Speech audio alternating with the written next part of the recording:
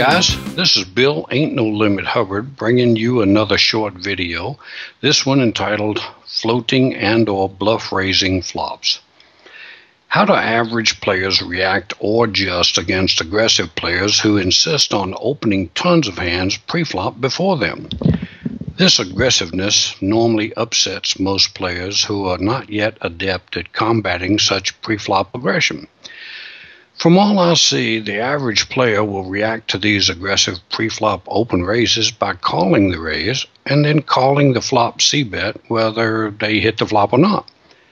This is called floating, which should represent to the villain that they actually hit the flop in some way. Then they hope the villain will check the turn and they can win the pot on the turn with a bet. This would seem to be a favorable play for the hero. However, there are many pitfalls. A few of them would be flatting pre-flop allows other people to call, reducing the ability to play creative post-flop. Flatting pre-flop, then floating flops with air will place us in a position where we can only hope and pray that the villain doesn't bet the turn. We have no control over this, which makes us very vulnerable to being bet off our hand, whether he has a real hand or not. Different types of players who will c-bet air on flops and the best adjustments to them. The first would be villains that open wide pre-flop, yet c-bet air only once on the flop. The second group would be villains that are aggressive, thinking, yet non-pro players who will c-bet air on the flop, c-bet air on the turn often. However, they're not skillful at detecting flop bluff raises.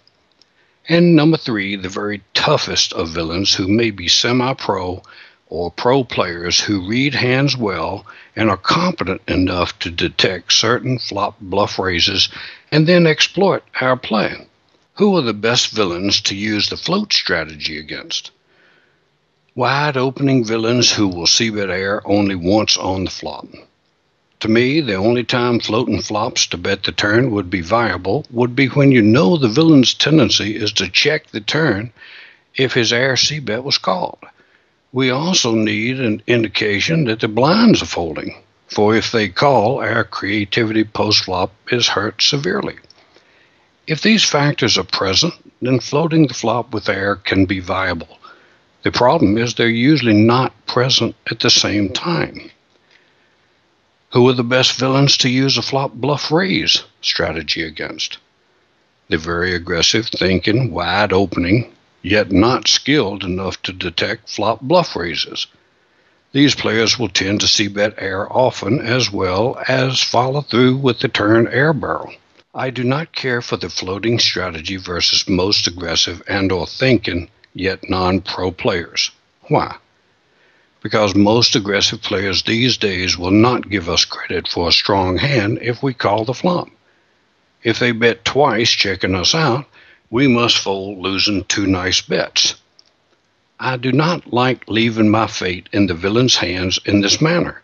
I like more control than that myself. What is the best solution for this problem?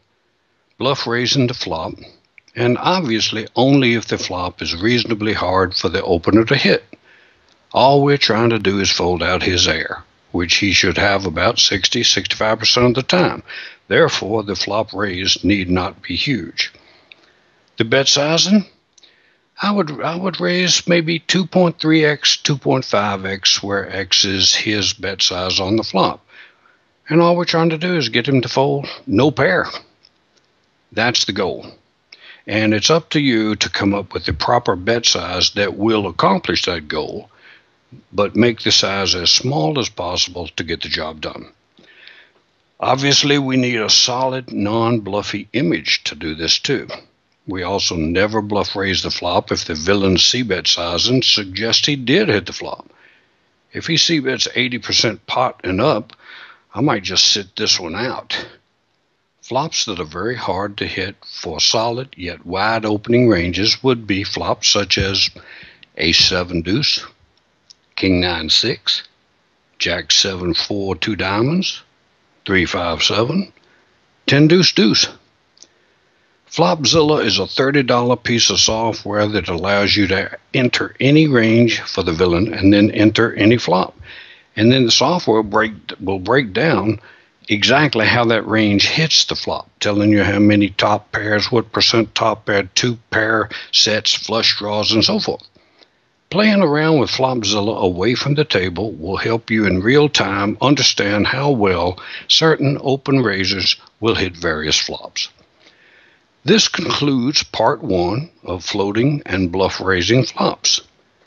Stay tuned for part 2 to be released shortly, where we will demonstrate who we might avoid bluff raising flops against, as well as a few examples. Take care, guys.